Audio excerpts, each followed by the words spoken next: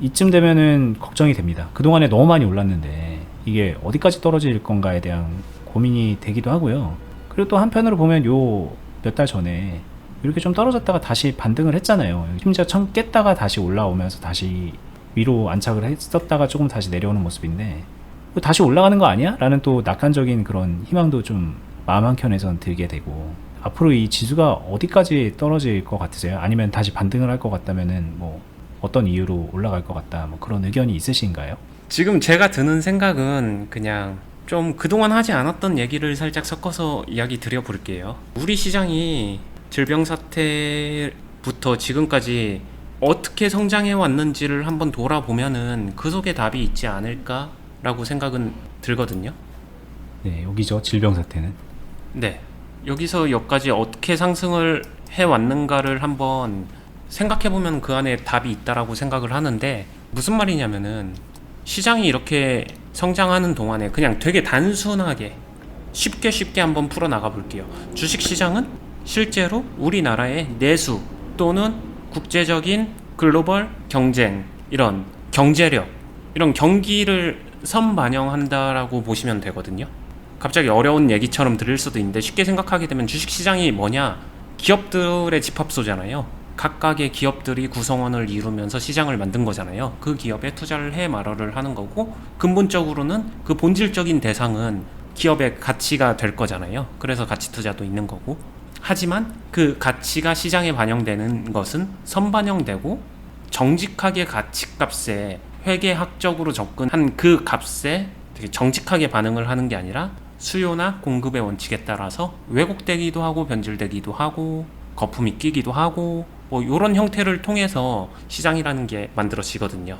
근데 요 성장기 과정에서 생겨난 가장 큰 변수는 저는 유동성이라고 생각을 합니다. 자금, 캐시파워, 경제적으로 말해도 통화정책, 유동성 공급 확대 이런 거 있잖아요. 최근에 미국에서 다시 이제 유동성 공급 확대했던 거를 긴축정책으로 바꾸면서 뿌려놓은 돈들을 다 걷어들인다, 뭐 요렇게 가는 거고, 시장의 돈이 점점 줄어들겠죠. 밖에 경제, 실물 경제 시장에서.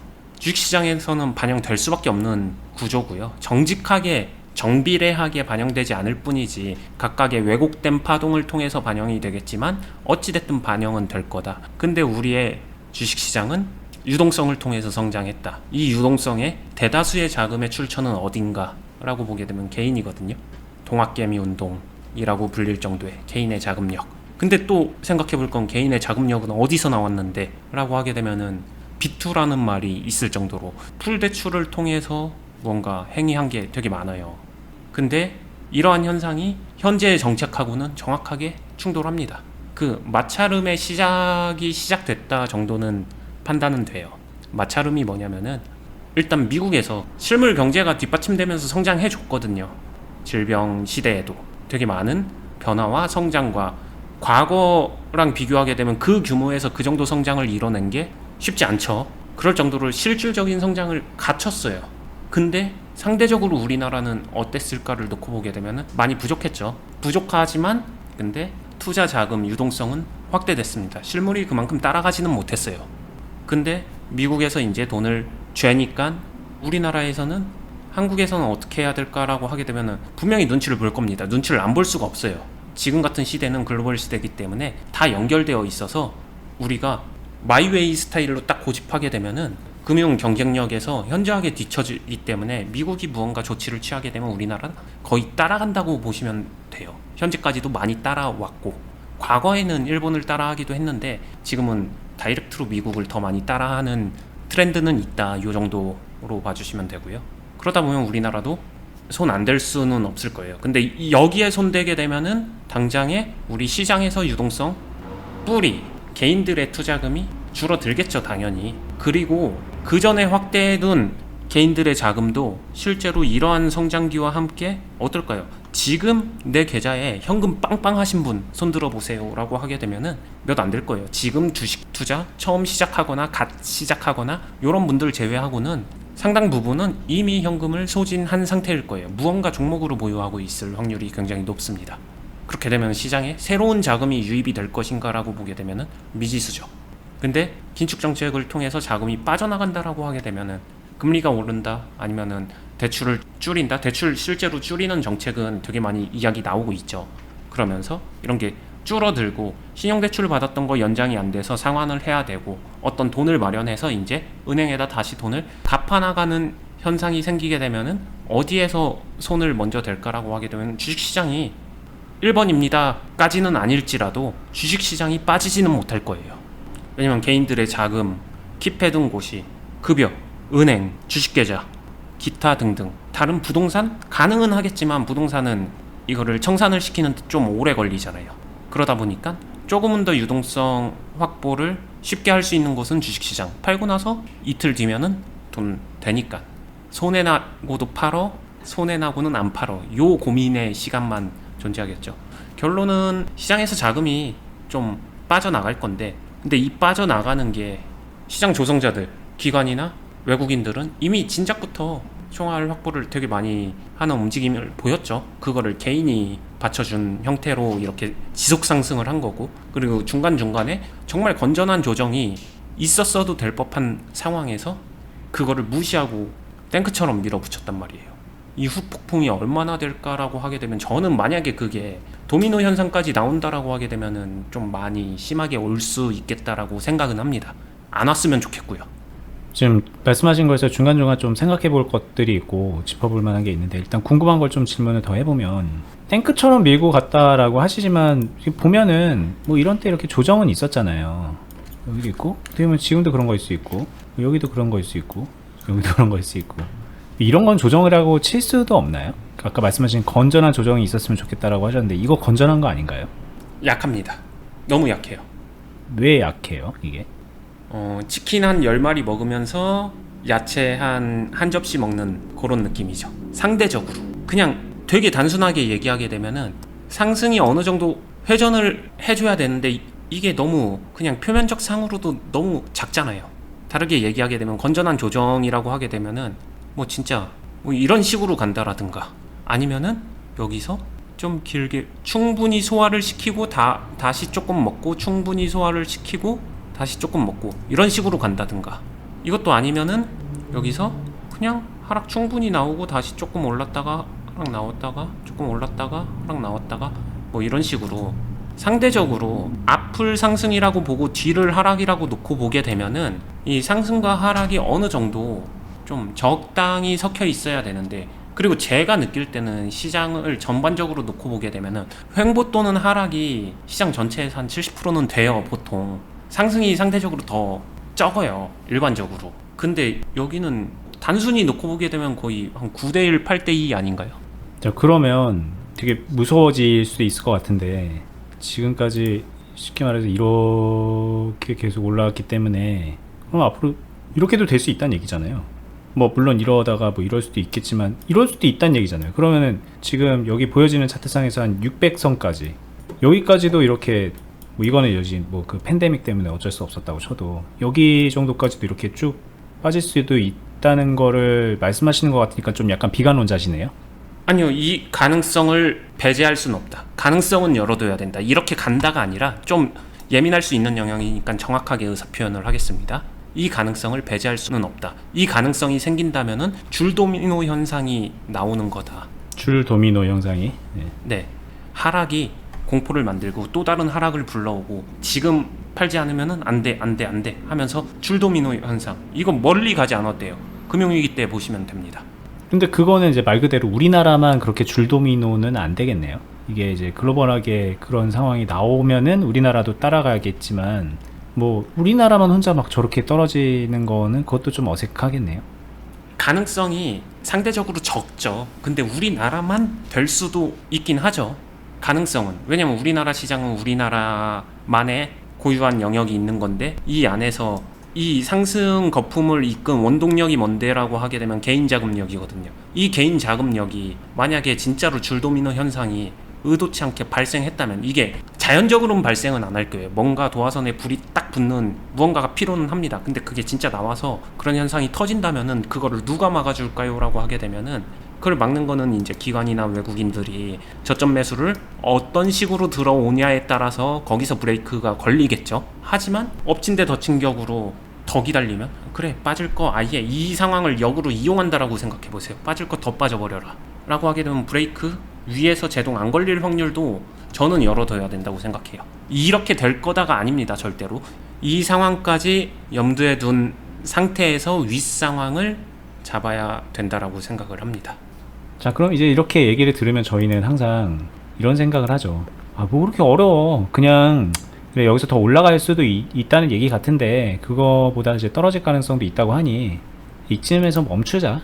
이쯤에서 멈추고 전량 다 팔아버리고 만약에 떨어진다면 더 좋은 가격에서 사자 라고 생각을 할 수 있을 것 같은데 이건 어떻게 생각하세요, 그럼? 그 분한테 그럼 여기서 사셨나요? 라고 질문을 하고 싶습니다. 여기서 샀죠, 저는. 왜냐면 주식을 한 지 얼마 안 됐으니까. 네. 뭐 생각하신 논리가 이상적으로 맞아 틀려라고 하게 되면 맞겠죠. 근데 현실적으로 그거를 할 수 있어라고 하게 되면 좀 정말 많은 다른 여러 가지 부분을 생각해야 된다라고 생각합니다. 할 수는 있겠죠. 그렇지만 여러 가지 생각해야 합니다라는 거는 해볼 수도 있겠다. 그냥 쉽게 말하면은 요 시점이 흔히 말하는 저점이라고 쳐볼게요. 저점이었어요. 이 저점의 순간으로 딱 들어가서 생각을 해보게 되면은 기사부터 뉴스 뭐 온갖 곳곳 매체에서 부정적인 이야기가 쏟아져 내려오는데 거기서 용기 내서 아 그래 시장 충분히 빠졌어 나는 이제 매수할 거야 될까요? 여기서 여기를 기다렸는데 이 사람들은 너무 자연스럽게 아니야 더 빠질 수도 있다니까 여기 기다리자. 이 상황이 오면 더 빠질 수 있대 450 올 수도 있대 450 기다리자. 이렇게 점점 뒤로 미뤄지지 않을까요? 그리고 여기까지 하락하는 것도 실질적으로 일주일 뒤면은 800포인트 갑니다. 그리고 한 달 뒤에는 600포인트 갑니다. 한 달 반 정도 지나면 450포인트 갑니다. 이렇게 약속되고서 계획된 일정대로 가는 게 아니잖아요. 이 안에서도 분명히 파동은 있을 거고 되게 지지부진하게 흘러가면서 이걸 하는데 이거를 가만히 보면서 기다릴 수 있고 정말로 이거를 기다리면서 감내할 수 있느냐? 이걸 감내한다면 주식시장 떠나는 사람이 감내할 것이고요. 이거 보면서 이거 기다릴 수 있는 사람은요. 종목 가지고도 관리할 수 있다라고 생각합니다. 저는. 애초에 여기서 다 판다고 하는 거는 현실적으로는 주식을 안 하겠어 라는 생각일 거다. 만약에 이걸 지금 다 팔고 나중에 더 좋은 때 사자라고 하면서 이거를 지켜보면서 타이밍을 재고 뭐 그렇게 하는 거는 물론 할 수도 있겠지만 그런 사람은 안 팔고 그냥 지금 그거 해서 관리할 수도 있다라는 얘기시네요. 근데 이게 모순이 있어요. 이 상황을 여기까지 기다렸다가 살 거야는 나는 기다릴 수 있어란 말이거든요. 되게 담백하게 해석하면은. 근데 기다릴 수 있는 사람이 여기서 다 파는 이유는 못 기다리니까.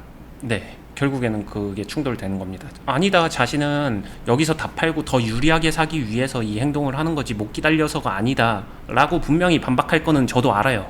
하지만 그렇기 때문에 이게 이상적인 원론의 논쟁이 아니라 이거는 할 수 있는지 없는지 한번 냉정하게 자가진단을 하시는 게 맞을 것 같아요. 제가 모두를 아는 게 아니기 때문에 할 수 있다 없다라고 단정 지을 수는 없죠. 하실 수 있는 분도 분명히 계실 테니까. 하지만 대체적으로는 말씀하신 자체가 그렇게 쉬운 건 아니다라고 말씀드리는 거죠.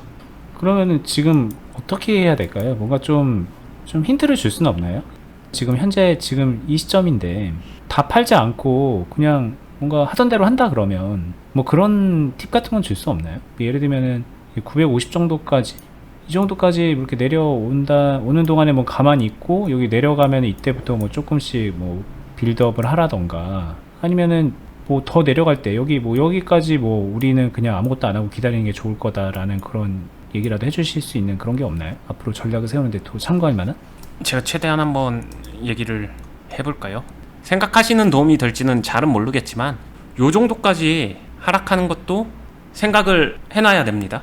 이렇게 얘기를 했죠. 이렇게 하락한다가 아니라 여기까지는 생각해놔야 된다. 그러면은 이 위의 상황을 잡는 건데 이 위의 상황에서는 생각하신 대로 뭐 950에서 어떻게 되는지 그 다음에 800에서 어떻게 되는지 아니면은 그 밑으로는 이 중간 어딘가에 또 다른 미지의 브레이크가 있을지 없을지 등 요 정도일 것 같아요. 여기서 그러면은 이때 어떡하고 이때 어떡하고 이때 어떡하고 이때 어떡한다 이거를 세운다는 거는 지금부터 모든 거를 완벽하게 한다 이런 얘기인데 현실성 없습니다. 제가 이야기 드리는 거는 현실성 없다는 거는 그냥 조금 나눠도 될 것 같아요. 지금은 어찌됐든 하락에 분위기가 감지되는 거지. 하락합니다, 하락에 베팅하세요, 이 얘기가 아니잖아요. 그럼 지금 현재 할 일은 이 안에서의 최선을 다하는 거죠. 여기서 최선이란 게 저는 또 몰빵을 얘기하는 것도 아니에요. 몰빵은 언제나 최선이 될 수 없습니다. 이 정도는 얘기할 수 있어요.